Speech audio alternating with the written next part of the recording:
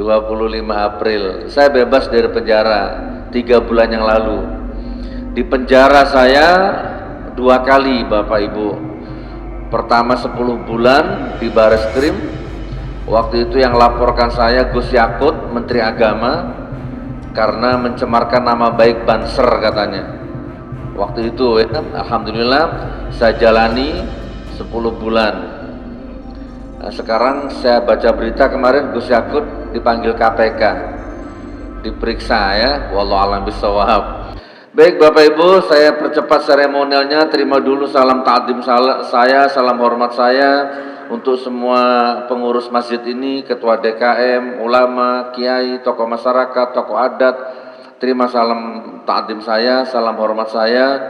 Doakan saya mudah-mudahan perjalanan safar ini lancar. Ini 4 bulan ke depan saya belum istirahatin insyaallah.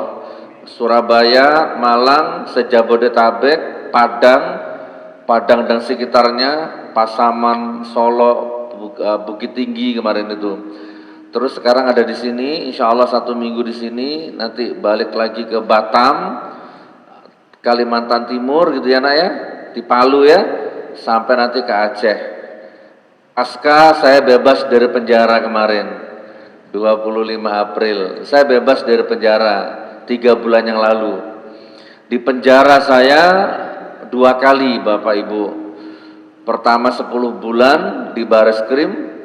Waktu itu yang laporkan saya Gus Yakut, Menteri Agama, karena mencemarkan nama baik Banser katanya. Waktu itu ya, alhamdulillah saya jalani 10 bulan. Nah, sekarang saya baca berita kemarin Gus Yakut dipanggil KPK, diperiksa ya, wallahu a'lam bishawab. Lalu saya bebas, belum lama ditangkap lagi, dipenjara lagi 4 tahun.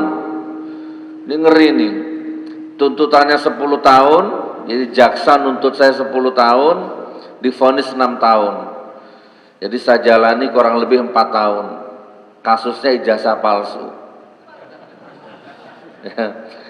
Ijazah palsu yang sampai sekarang belum pernah muncul. Allahu Akbar. Tadi malam saya diundang Kompas TV.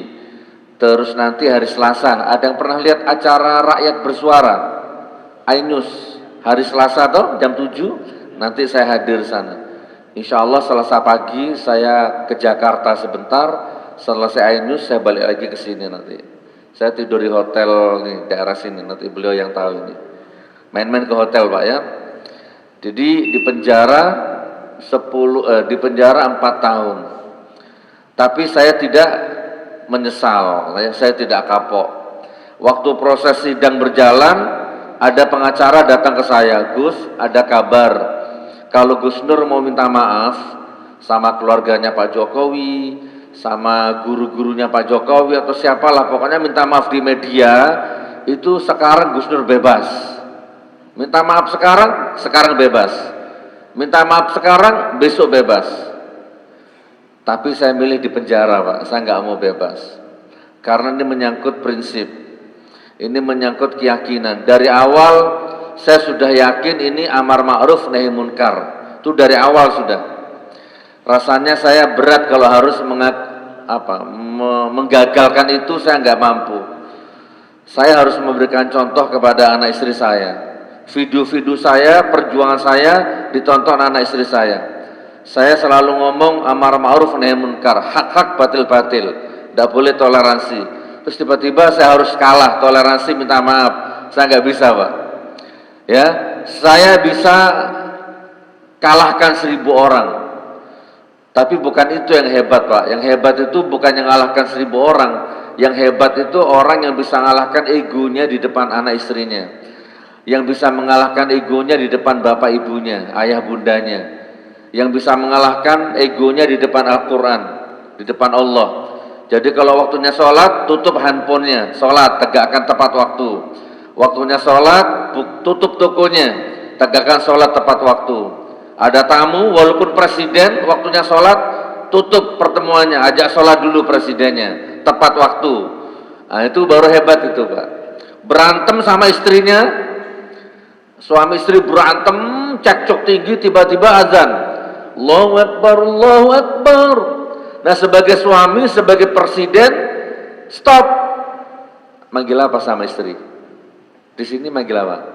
Yayang, bebek. Nah, yang gimana nih yang lagi berantem ini? Adzan. Sebagai suami, aku perintahkan kita sholat dulu berjamaah. Nanti selesai sholat berantem lagi, tidak apa-apa. Ayo sholat. Akhirnya berjamaah toh, dalam suasana emosi berjamaah. Suaminya ngimamin, waladhdallin. Istrinya masih emosi, Pak, jawab, amin. Gak apa-apa. Rakaat kedua, waladhdallin. Istrinya sudah mulai tidak emosi, amin. Akhirnya salam, assalamualaikum, assalamualaikum. Lanjut, Bapak sampaikan, gimana? Yang lanjut berantem atau bagaimana? Istrinya jawab, iya lanjut di kasur sajalah ya. Berantemnya di tempat tidur ya. Jihad fisabilillah. Jadi begitu saudaraku. Bismillah. Perjuangan itu banyak macamnya. Suami berjuang siang dan malam, siap mati berkalang tanah demi kemuliaan anak istrinya, itu juga jihad. Mati syahid. Serius Pak. Bahkan kalau siapa di ruangan ini yang sudah kerja keras bertahun-tahun tapi tidak ada peningkatan, utang tidak lunas-lunas, masalah nggak berhenti-berhenti. Nah coba, jangan-jangan salah satunya adalah energi negatif di dalam rumah tanggamu yang terlalu banyak. Coba Bapak Ibu, sebelum saya masuk materi inti ya, coba mulai sekarang bapak-bapak ini setiap mau berangkat kerja, atau setiap selesai sholat, setiap ngaji subuh itu, coba panggil istrinya, dicium pipinya kanan kiri, ditekan penuh kemesraan, gitu. Coba Pak, setiap mau berangkat kerja, cium pipinya istrimu, cium pipinya anak-anakmu Pak. Demi Allah Anda sukses, demi Allah Anda berwibawa hidupnya, bermartabat hidupnya, kemanapun usahanya pasti lancar, pasti sukses. Silakan coba dicium tiap pagi. Gus Nur apa seperti itu? Iya, saya ngamalkan itu. Saya nggak akan keluar rumah kalau suasana rumah tangga saya lagi tidak baik-baik saja. Harus clear dulu. Itu istri saya tuh, cantik sendiri itu ya. Kebetulan beliau ikut yang pakai niqab itu. Saya cium beliau tiap pagi. Kalau saya lupa, beliau yang cium saya. Saya cium pipinya, dia cium tangan saya. Assalamualaikum ma. Waalaikumsalam. Berangkat kita. Coba teman-teman, nggak usah sikap jimat, makan kembang, makan menyan, cari dukun, cari paranormal, nggak usah. Bahagiakan istrimu, jangan sakiti istrimu, selesai urusan. Allah akan lancarkan rezekimu Pak. Serius, jangan pelit-pelit sama istri. Ini ada laki-laki sama istrinya pelit, sama selingkuhannya royal. Naudzubillah min dzalik. Hancur hidupmu. Apalagi kalau bapak punya anak perempuan. Jangan Pak, ya Allah, jangan. Mengenaskan nanti hidup kita di masa tuanya nanti. Jangan saudaraku. Itu juga salah satu bentuk perjuangan. Jadi wa ma khalaqtul jinna wal insa illa liya'budun. Setiap saya melangkah, saya orientasikan demi kemuliaan anak dan istri saya.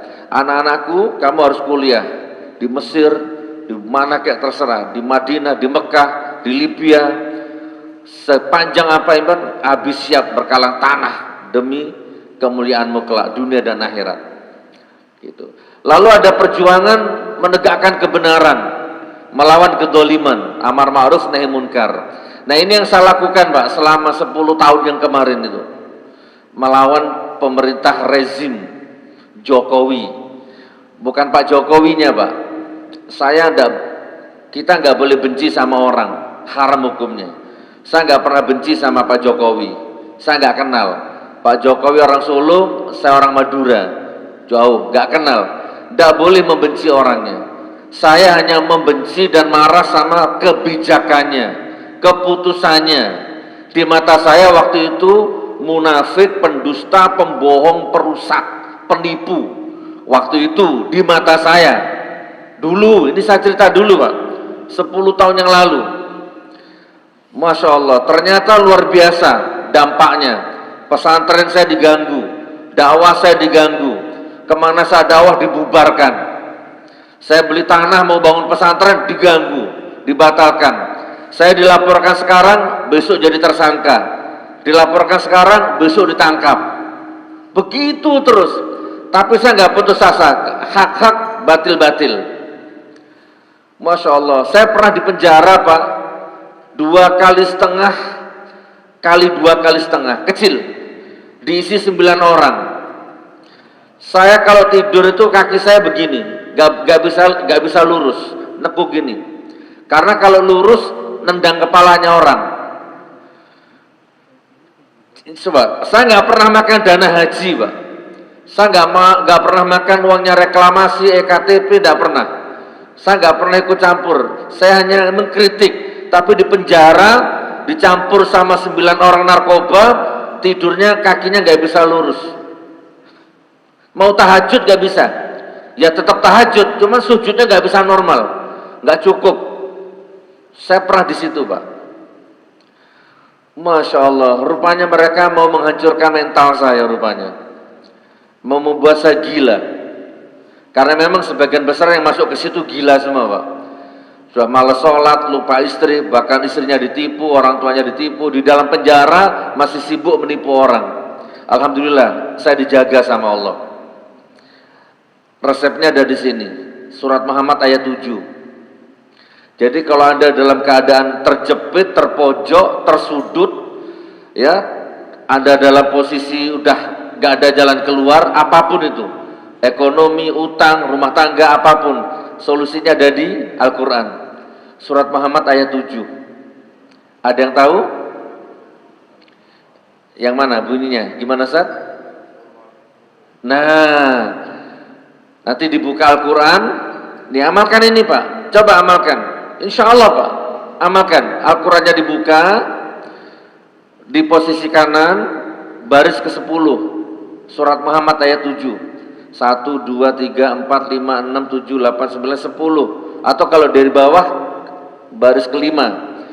Ya ayyuhallazina amanu in tansurullaha yansurkum wa yutsabbit aqdamakum. Amalkan itu. Hei orang-orang beriman, tolonglah agama Allah. Allah pasti menolongmu. Dikurung kata-kata pastinya itu. Hei orang-orang beriman, tolonglah agama Allah. Allah pasti apa? Pasti menolongmu. Absolut Pak, Al-Quran. Kalau ada caleg, nyalon, atau ada wali kota, gubernur, calon ya, kampanye, masyarakat pilih saya. Nanti kalau saya jadi, saya pasti begini. Nah, itu saya jamin 90% bohong Pak. Kalau caleg, mau calon gubernur, calon wali kota, calon anggota legislatif, kalau kampanye dia ngomong pasti bohong Pak. Tapi ini Allah yang ngomong, tolonglah agamaku, aku pasti menolongmu. Absolut gak mungkin bohong. Saya maksud caleg yang di Jawa, bukan yang di sini ya. Kalau di sini kayaknya baik semua nih calegnya ya, jujur semua insya Allah. Di Jawa Pak, ngeri Pak. Nyalon jadi wali kota, nyalon jadi gubernur, nyalon jadi anggota dewan, melangkah. Di tengah jalan modalnya kurang.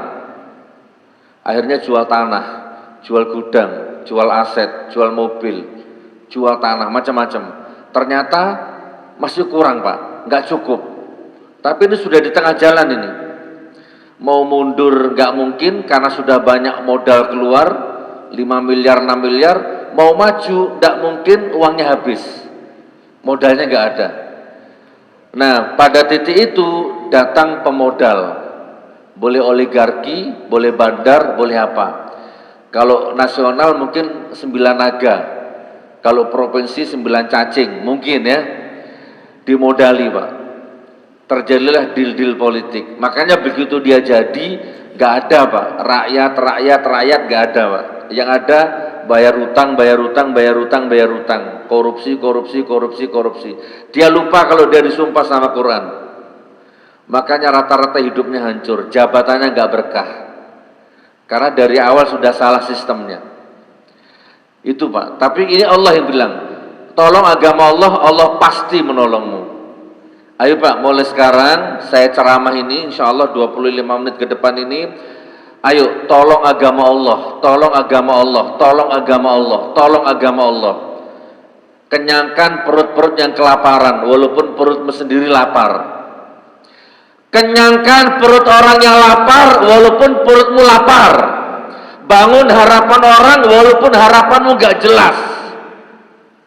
Bahagiakan orang, walaupun hatimu gak bahagia.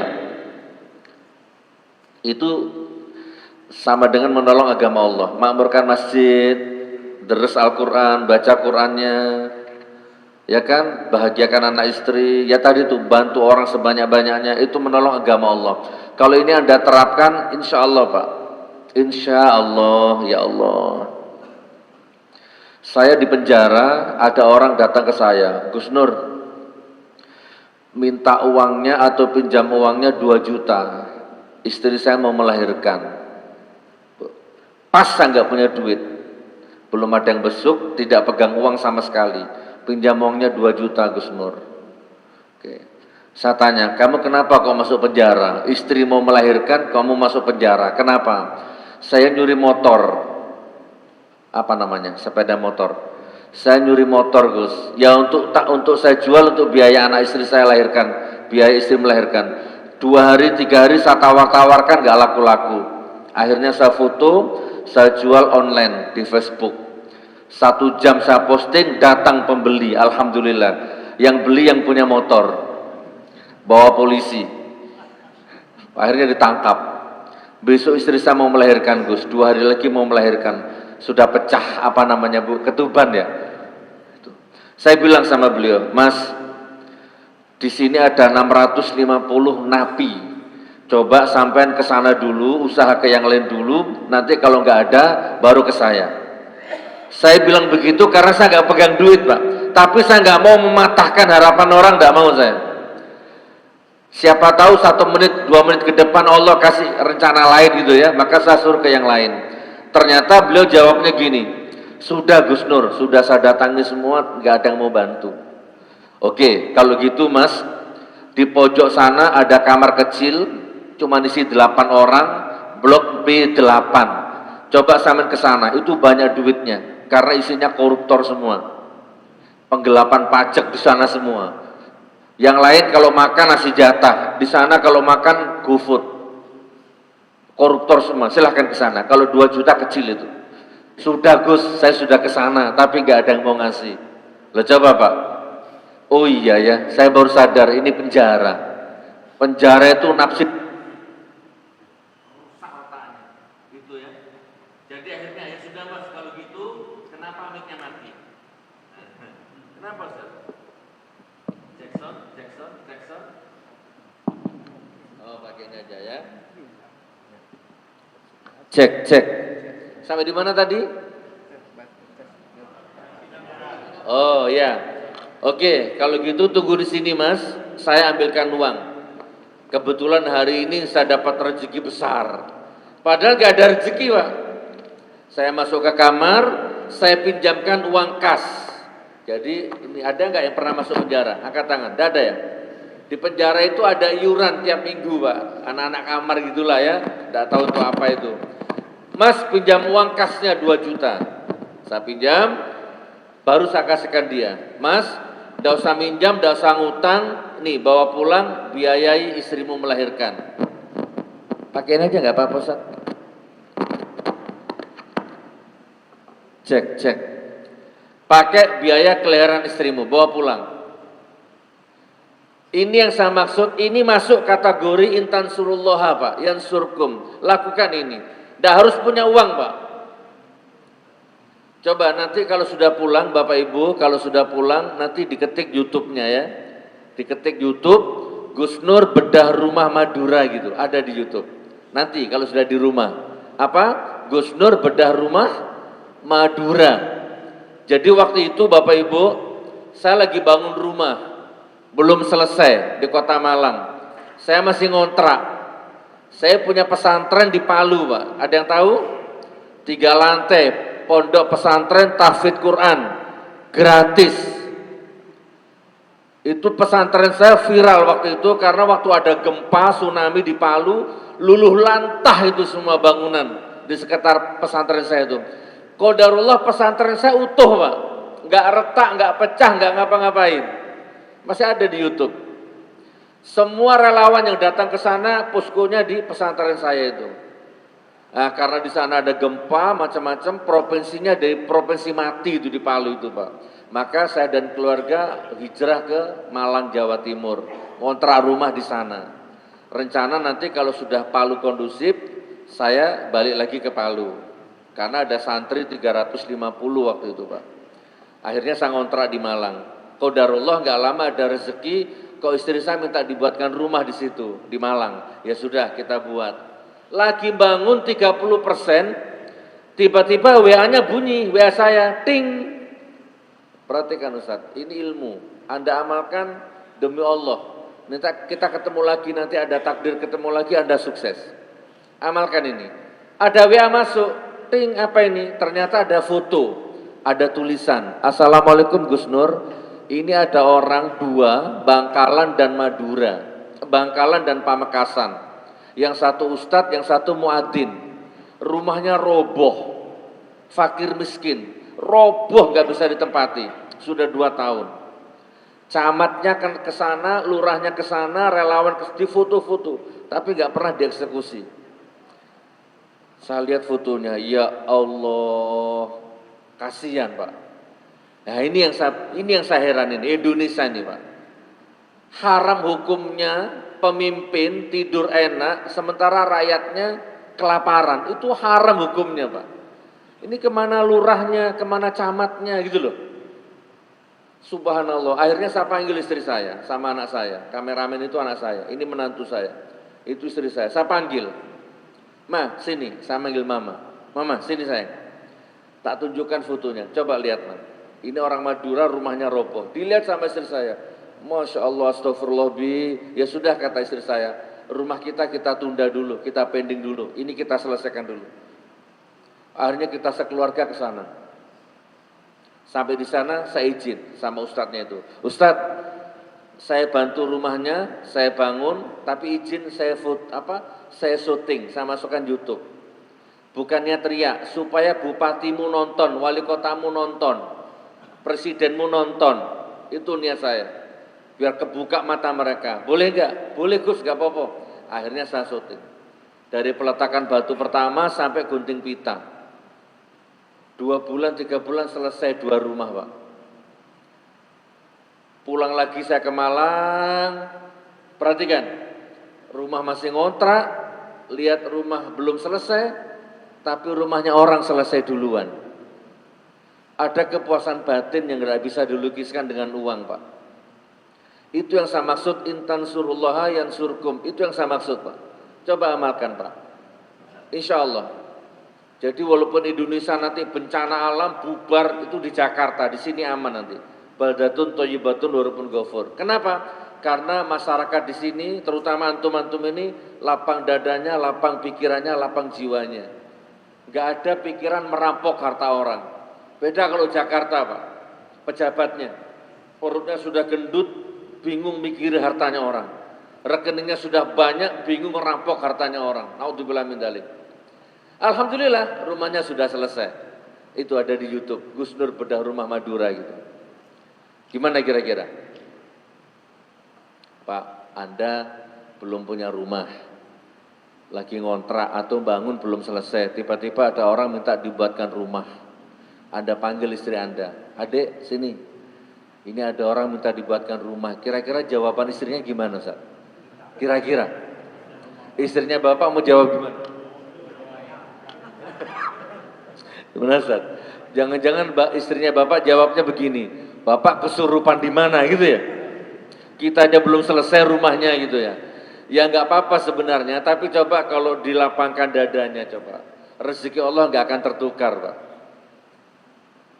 Siapa di ruangan ini yang dikejar utang? 100 juta, 500 juta. 1 bulan harus lunas. Ini tak kasih ilmunya. 1 miliar, 1 bulan harus lunas. Gampang, Pak. Kalau memang sudah nggak ada yang dijual, nggak ada aset untuk dijual, ya sudah. Nggak usah dipikirkan utangnya. Hadapi saja. Mulai sejak itu bangun algoritma. Ada yang punya uang 100 atau 50? Saya kasih contoh. Mas Yoga, Rizky ada? 50, 100, saya kasih contoh. Coba diamalkan ilmu ini. Nah, siapa namanya Pak Haji? Pak Abridar. Nah, Pak Abridar, bayar utang Anda 100 juta. Saya kasih tempo 1 minggu. Secara akal nggak mungkin, Pak. 100 juta 1 minggu. Sementara sekarang cuma punya uang 50 ribu. Gimana caranya? 1 minggu harus bayar 1 juta, 100 juta. Hari ini punya uang 50 ribu. Bagaimana 50 ribu ini supaya jadi 100 juta? Dimasukkan ke bank, BNI, BCA, Mandiri, Muamalat. Kira-kira 1 bulan jadi 100 juta enggak? Enggak, Pak. Jadi gimana caranya, Gus Nur? Belikan nasi. Kalau di Jakarta nasi uduk. Kalau di Padang lontong. Untuk sarapan itu loh. Kalau di sini nasi apa? Nasi kucing. Kalau di sini apa? Hah? Rames. Dibelikan nasi rames dapat berapa? Dapat 5. 2 bungkus. Oh, 1 bungkusnya berapa? 20. Ya udah berarti dapat 2 bungkus. Bu, beli nasi rames 2 bungkus. Bawa nasi 2 bungkus, langsung kasihkan kepada 2 orang yang kelaparan. Naik apa turun nilainya? Kalau dimasukkan ke bank langsung turun, Pak. Tapi kalau dibelikan nasi rames, dikasihkan orang yang kelaparan, naik, Pak. Ini iman harus iman ya. Naiknya berapa? Ada di surat Al-Baqarah 261. Ada di sini, Pak. Naiknya 700%. Udah hitung sendiri nanti. Kalau 50 ribu 700%-nya berapa? Absolut Al-Baqarah 261, bukan saya, Allah ini yang ngomongnya. Barang siapa membelanjakan hartanya di jalan Allah sama dengan nanam 1 bibit, tubuh 7 tangkai. Masing-masing tangkai berbuah 100 keberkahan. Besoknya lagi ada uang lagi 50, belikan lagi nasi rames. Kasihkan orang yang kelaparan. Hari ketiga ada uang lagi 50 ribu, belikan semen. Kasih di masjid yang sedang dibangun. Demi Allah, Pak, lakukan ini. Anda kaget nanti. Tiba-tiba pas jatuh temponya utangnya lunas. Dari mana? Wa yarzuqhu min haitsu la yahtasib. Surat At-Tolak ayat 2 dan 3. Ketika saya di penjara, saya punya utang 175 juta. Ketika saya di penjara, saya punya utang 175 juta. Belum pesantren saya, 50 juta tiap bulan. Listrik, gaji ustadz, gaji marbot, macam-macam itu. Tapi saya nggak patah semangat. Ada surat Fatir ayat 29. Surat apa? Coba, kalau Bapak nggak ingat rugi loh. Surat Fatir 29. Innalladzina yatluna kitaballahi wa aqamus shalat wa anfaqu mimma razaqnahum sirra wa alaniyatan yarjuna tijaratan lan tabur. Pelan-pelan saya baca artinya. Sesungguhnya barang siapa yang sholat, yang membaca Quran, yang sholat, yang sedekah terang-terangan atau sembunyi-sembunyi, maka dia sedang berniaga denganku, kata Allah, yang aku jamin gak akan pernah rugi. Jadi kalau utangnya di atas 2 miliar, 1 hari 1 juz, Pak. Bangun jam 1 malam. Ngaji sampai nanti tahajud tiba. 1 hari 1 juz kalau di atas 2 miliar. Buktikan, algoritma berjalan.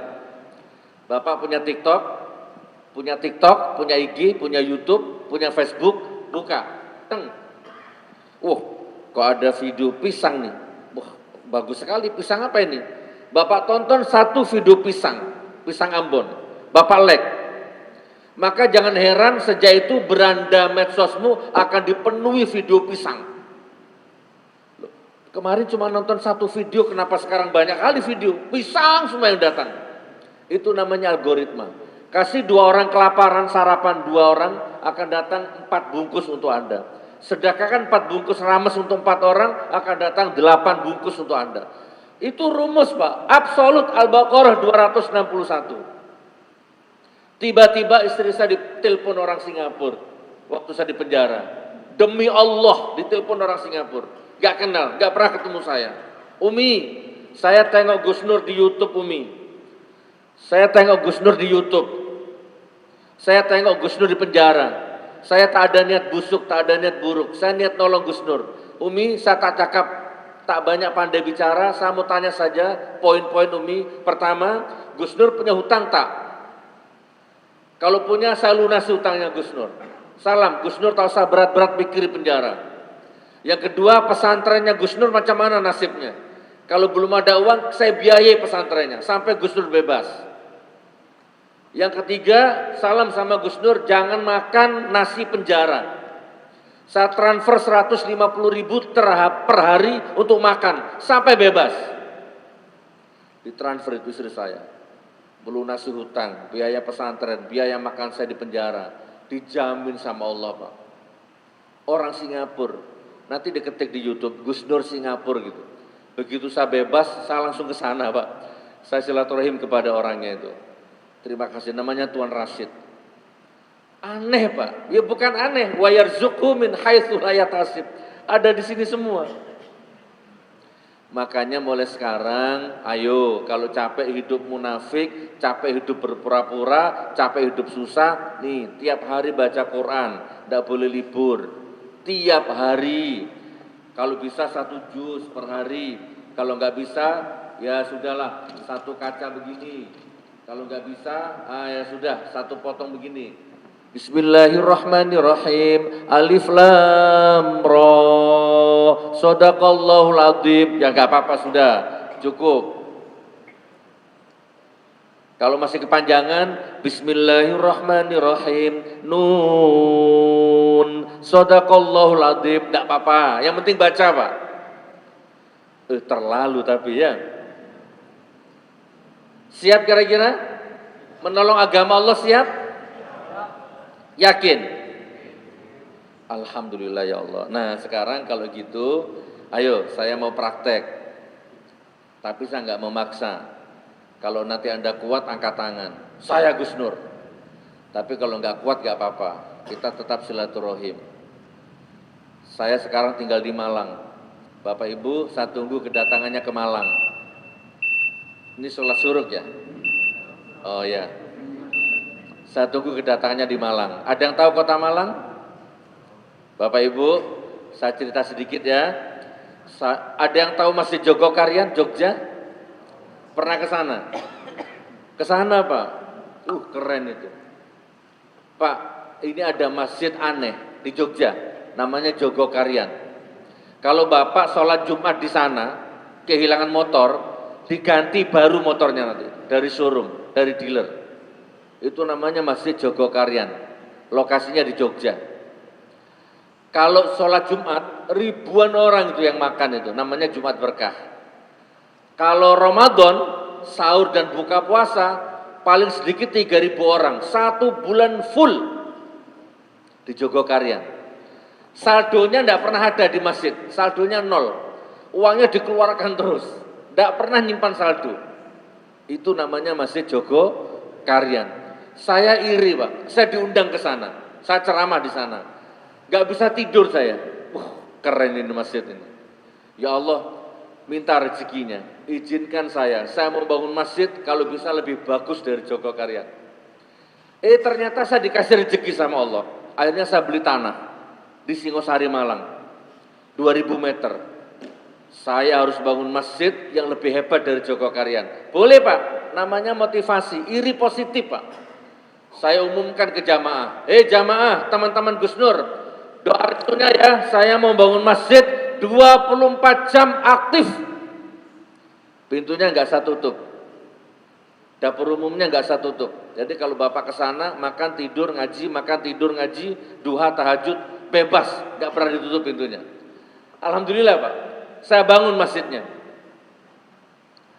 Ternyata qadarullah baru nyampe di Kubah, saya ditangkap di penjara 4 tahun. Jadi akhirnya mangkrak. Alhamdulillah 25 April saya bebas. Saya ke sana sama istri saya. Nah ini istri saya ini. Ini pertama saya bebas, nggak bisa ditempati, Pak, nggak bisa dilewati. Rumputnya liar, kotor.